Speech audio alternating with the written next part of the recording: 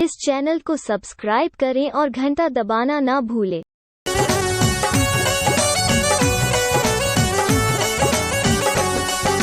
रेत उत्ते घर ना बनामी ओ मुसाफिरा, रेत उत्ते घर ना बनामी ओ मुसाफिरा, दुनिया च दिल ना लगामी ओ मुसाफिरा,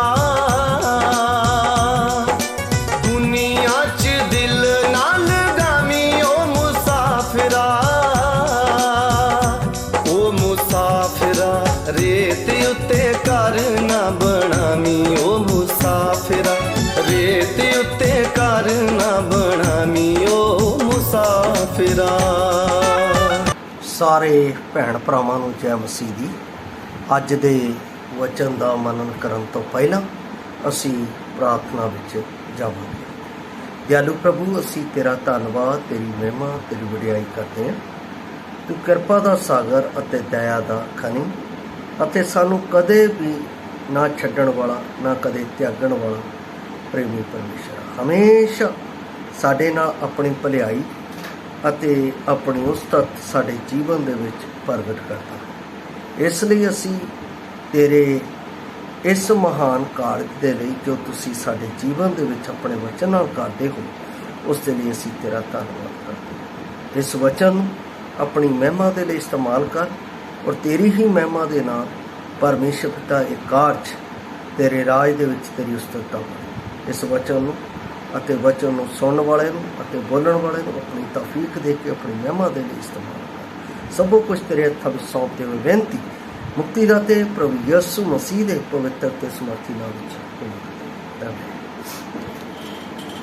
ਪਿਆਰੇ ਅਜ਼ੀਜ਼, ਅੱਜ ਦਾ ਜੋ ਮੈਂ ਪਰਮੇਸ਼ਰ ਦੇ ਵਚਨ ਦੇ ਲਈ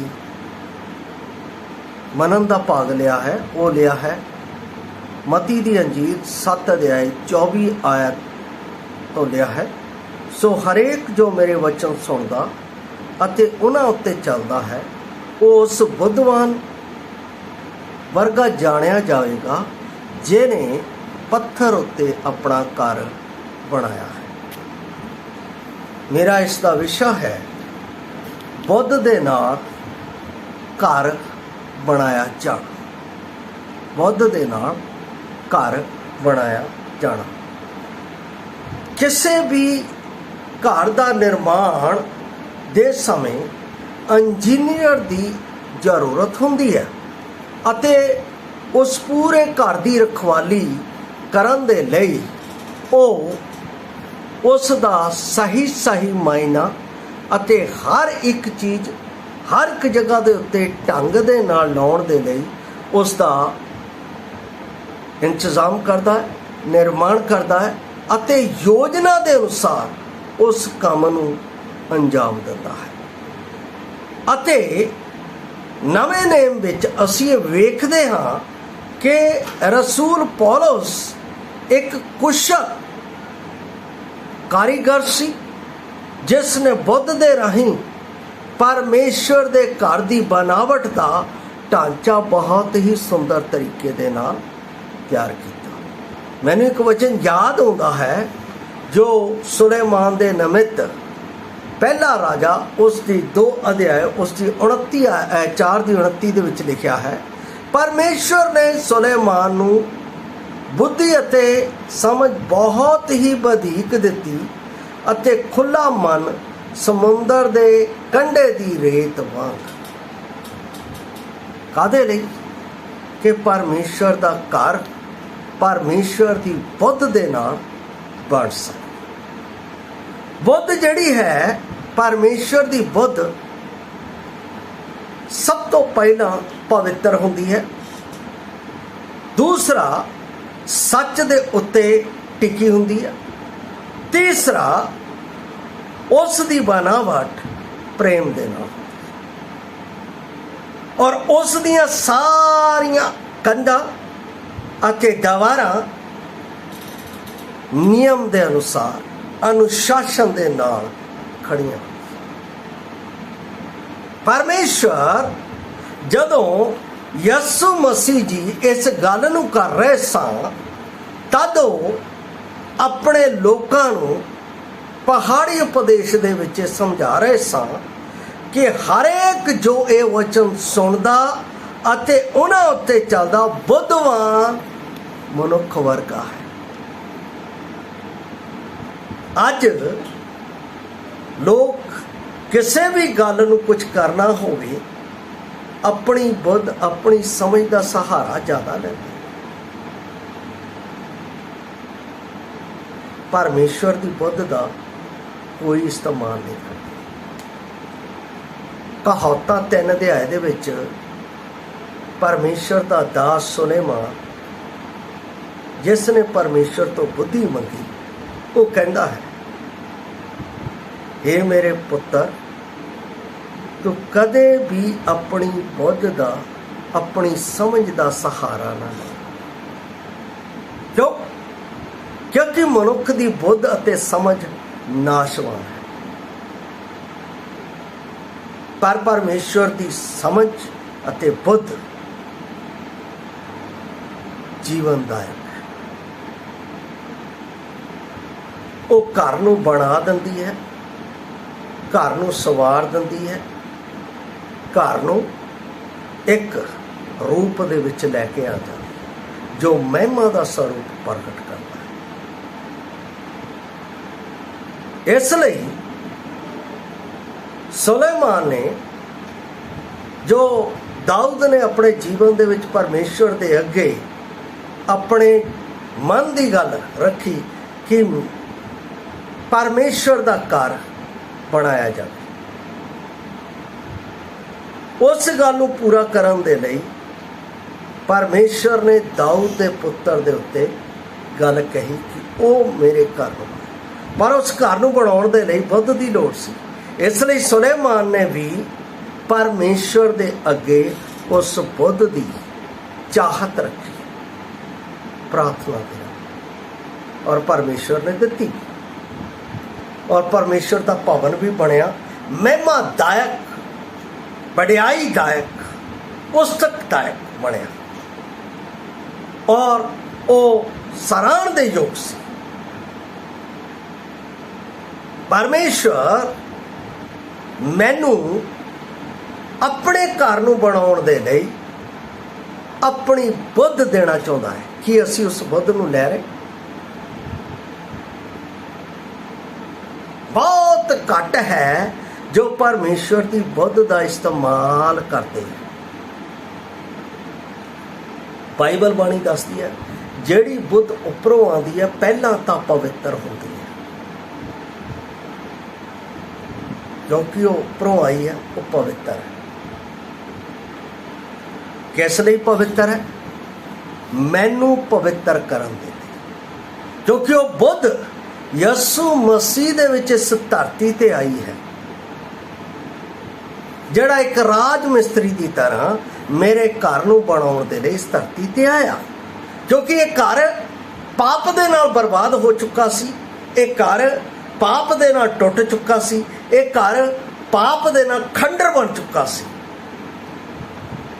ਇਸ ਦੇ ਵਿੱਚ ਕੋਈ ਵੀ ਚੰਗੀ ਵਸਤ, ਕੋਈ ਵੀ ਚੰਗੀ ਗੱਲ, ਕੋਈ ਵੀ ਚੰਗੀ ਚੀਜ਼ ਵਾਸ ਨਹੀਂ ਸੀ ਕਰ ਰਹੀ, ਹਰ ਇੱਕ ਬੁਰਾਈ ਦੇ ਨਾਲ ਸੀ। ਪਰ ਪਰਮੇਸ਼ਵਰ ਦੀ ਸਵਰਗੋਂ ਇਹ ਬੁੱਧ ਮੇਰੇ ਇਸ ਘਰ ਨੂੰ ਬਣਾਉਣ ਦੇ ਲਈ ਪਵਿੱਤਰਤਾ ਦੇ ਵਿੱਚ ਆਈ।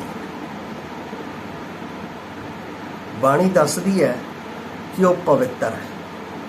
ਪਰਮੇਸ਼ਵਰ ਕਹਿੰਦਾ, ਮੈਂ ਪਵਿੱਤਰ ਹਾਂ, ਲੇਵੀਆਂ ਦੀ ਪੁਸਤਕ ਦੇ ਵਿੱਚ। ਔਰ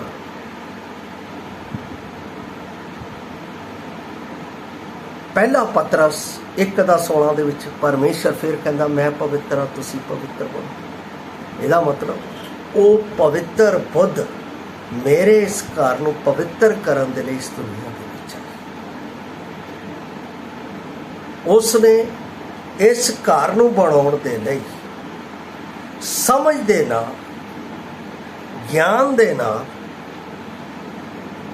ਜੋ ਇਸ ਘਰ ਦੀ ਰਿਕੁਆਇਰ ਸੀ, ਕਾਲਵਰੀ ਕਰੂਸ ਦੇ ਉੱਤੇ ਜੋ ਜ਼ਰੂਰਤ ਸੀ, ਕਾਲਵਰੀ ਕਰੂਸ ਦੇ ਉੱਤੇ ਪਵਿੱਤਰਤਾਈ ਦੇ ਨਾਲ ਪੂਰੀ ਕੀਤੀ।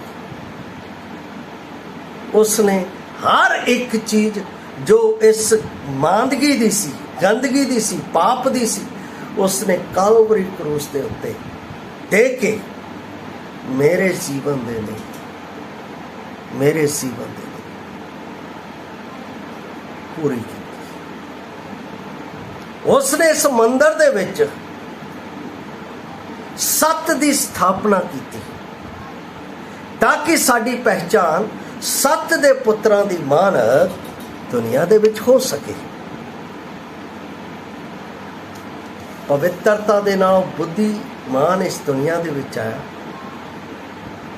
उसने इस दी जो नीड सी पवित्रता दे विच कालवरी क्रूस के उत्ते चुकाई और सत्य की नींव इस दे उत्ते कायम की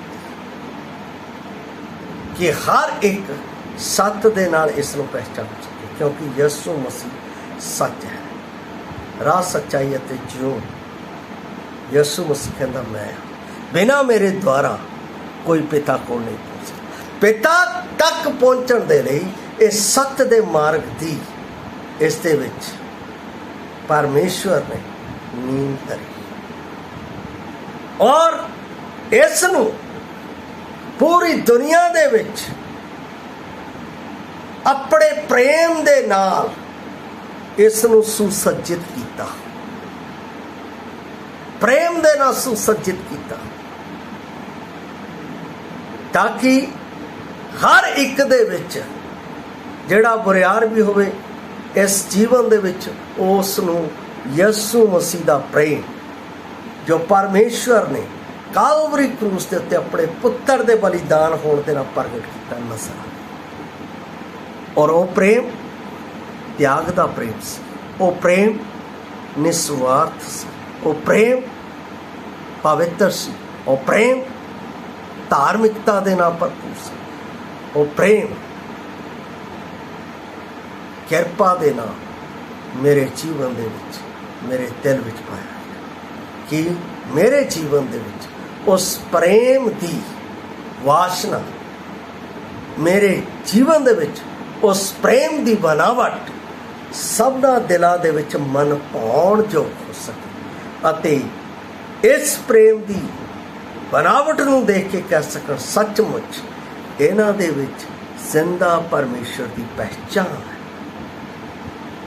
कितना अद्भुत है परमेश्वर जिसने मेरे जीवन दे लिए एक अच्छा इंजीनियर बन के बुद्धिमान दी नाई पवित्रता दे विच मेरे इस खंडर घर नूं पवित्रता दे नाल सुसज्जित किया, सत्य दे नाल इस दे विच अपनी सत्यता दी स्थिरता मेरे विच कायम की, प्रेम दे नाल मैनूं सुसज्जित किया और उस प्रेम तो मेरे जीवन दे विच अपने अनुशासन दे नाल, अपने अनुशासन दे नाल, अपनी आग्याकारिता दे विच मैनूं अपना सिद्ध अते काबिल इंसान बनाया ताकि मेरे विच परमेश्वर दी स्वर्ग दी अनुशासन दी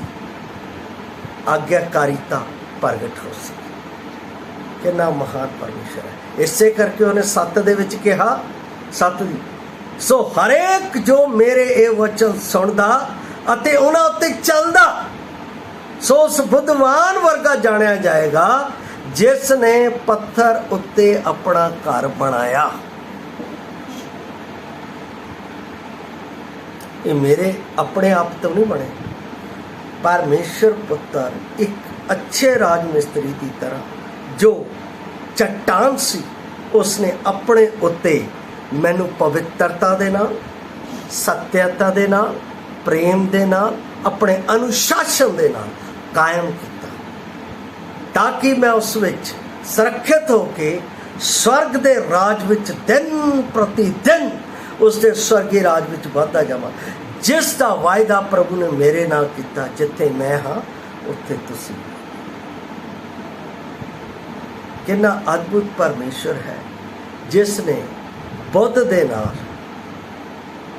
मेरे जीवन एक अच्छे राजमिस्त्री की तरह ਸਥਿਰਤਾ ਦੇ ਨਾਲ ਬਣਾ ਦਿੱਤਾ ਕਿ ਮੈਂ ਪਰਮੇਸ਼ਰ ਦੀ ਭਗਤੀ ਕਰਦਾ ਹੋਇਆ, ਉਸ ਦੇ ਰਾਜ ਵਿੱਚ ਉਸ ਦੀ ਵਡਿਆਈ ਕਰਦਾ ਹੋਇਆ ਉਸ ਦੇ ਸਨਮੁਖ ਪਾਇਆ। ਜੇ ਤੁਸੀਂ ਚਾਹੁੰਦੇ ਹੋ ਕਿ ਮੇਰੇ ਇਸ ਘਰ ਨੂੰ ਜੋ ਖੰਡਰ ਬਣ ਚੁੱਕਾ ਹੈ, ਜੋ ਵੀਰਾਨ ਹੋ ਚੁੱਕਾ ਹੈ, ਜਿਸ ਦੇ ਵਿੱਚ ਦੁਰਵਾਸ਼ਨਾ ਆਉਂਦੀ ਹੈ, ਉਸ ਦੇ ਵਿੱਚ ਪਰਮੇਸ਼ਰ ਇੱਕ ਅੱਛੇ ਰਾਜ ਮਿਸਤਰੀ ਦੀ ਤਰ੍ਹਾਂ ਇਸ ਦੀ ਬਣਾਵਟ ਪਵਿੱਤਰਤਾ ਦੇ ਨਾਲ, ਸੱਚਾਈ ਦੇ ਨਾਲ, ਪ੍ਰੇਮ ਦੇ ਨਾਲ, ਆਪਣੇ ਅਨੁਸ਼ਾਸਨ ਦੇ ਨਾਲ ਕਰੇ ਤਾਂ ਆਪਣੇ ਜੀਵਨ ਨੂੰ ਉਸ ਦੇ ਅੱਗੇ ਸਮਰਪਿਤ ਕਰ ਦਿਓ, ਆਪਣੇ ਜੀਵਨ ਨੂੰ ਉਸ ਦੇ ਅੱਗੇ ਡੋਲ ਦਿਓ ਅਤੇ ਕਹੋ, ਪ੍ਰਭੂ ਮੈਂ ਜਾਣ ਗਿਆ ਹਾਂ ਕਿ ਤੁਸੀਂ ਮੇਰੇ ਇਸ ਮੰਦਰ ਨੂੰ ਪਵਿੱਤਰ ਕਰਨ ਦੇ ਲਈ, ਮੇਰੇ ਇਸ ਘਰ ਨੂੰ ਬਣਾਉਣ ਦੇ ਲਈ ਤੁਸੀਂ ਸਵਰਗ ਤੋਂ ਇਸ ਧਰਤੀ ਦੇ ਵਿੱਚ ਇੱਕ ਬੁੱਧਵਾਨ ਮਿਸਤਰੀ ਬਣ ਕੇ ਇਸ ਦੁਨੀਆ ਦੇ ਵਿੱਚ ਆਏ, ਜਿਸ ਨੇ ਪਵਿੱਤਰਤਾ ਦੇ ਨਾਲ, ਜਿਸ ਨੇ ਸੱਚਾਈ ਦੇ ਨਾਲ, ਜਿਸ ਨੇ ਪਰਮੇਸ਼ਰ ਦੇ ਪ੍ਰੇਮ ਦੇ ਨਾਲ ਅਤੇ ਜਿਸ ਨੇ ਸਵਰਗੀ ਅਨੁਸ਼ਾਸਨ ਦੇ ਨਾਲ ਇਸ ਘਰ ਨੂੰ ਬਣਾਇਆ ਆਪਣੀ ਮਹਿਮਾ ਦੇ ਲਈ ਕਿ ਉਹ ਆਪਣੇ ਘਰ ਦੇ ਵਿੱਚ ਮੈਨੂੰ ਇਸੇ ਹੀ ਸੁੰਦਰਤਾ ਦੇ ਨਾਲ ਆਪਣੇ ਕੋਲ ਲੈ ਲਵੇ, ਤਾਂ ਕਿ ਉੱਥੇ ਆਦਰ ਅਤੇ ਸਤਿਕਾਰ ਦੇ ਨਾਲ ਪਰਮੇਸ਼ਰ ਦੀ ਮਹਿਮਾ ਦੇ ਲਈ ਹਮੇਸ਼ਾ ਹਮੇਸ਼ਾ ਦੇ ਲਈ ਉਹਦੇ ਸਾਹਮਣੇ ਪਾਇਆ ਜਾ ਸਕੇ। ਪਿਆਰੋ, ਪਰਮੇਸ਼ਰ ਖੁੱਲਾ ਆਪ ਨੂੰ ਆਹਵਾਨ ਦੇ ਰਿਹਾ ਹੈ। ਜੇ ਤੁਸੀਂ ਚਾਹੁੰਦੇ ਹੋ ਕਿ ਅੱਛੇ ਬੁੱਧਮਾਨ ਰਾਜ ਮਿਸਤਰੀ ਦੀ ਤਰ੍ਹਾਂ ਉਹ ਤੁਹਾਡੇ ਘਰ ਨੂੰ ਬਣਾਵੇ, ਤਾਂ ਤੁਸੀਂ ਆਪਣੇ ਘਰ ਨੂੰ ਉਸ ਦੇ ਅੱਗੇ ਸਮਰਪਿਤ ਕਰ ਦਿਓ। ਜੇ ਆਪ ਦਾ ਘਰ ਬਣ ਚੁੱਕਾ ਹੈ ਤਾਂ ਉਸ ਦੀ ਉਸਾਰੀ ਉਸ ਦੇ ਅਨੁਸ਼ਾਸਨ ਦੇ ਨਾਲ ਕਰਦੇ ਹੋਏ ਜਦ ਤੱਕ ਉਹ ਨਾ ਆ ਜਾਵੇ ਕਰਦੇ ਰਹੋ, ਤਾਂ ਕਿ ਜਦੋਂ ਆਵੇ ਤਾਂ ਤੁਸੀਂ ਉਸ ਦੇ ਨਾਲ ਬਦਲਾਂ ਤੇ ਉਠਾਏ ਜਾਓ ਹਮੇਸ਼ਾ ਹਮੇਸ਼ਾ ਦੇ ਰਾਜ ਦੇ ਲਈ। ਪਰਮੇਸ਼ਰ ਇਸ ਤਰ੍ਹਾਂ ਕਰਨ ਦੇ ਲਈ ਮੇਰੀ ਅਤੇ ਆਪ ਦੀ ਮਦਦ ਕਰੇ। ਜੈ ਮਸੀਹ ਦੀ। ਮਾਰਾ ਨਾਮ।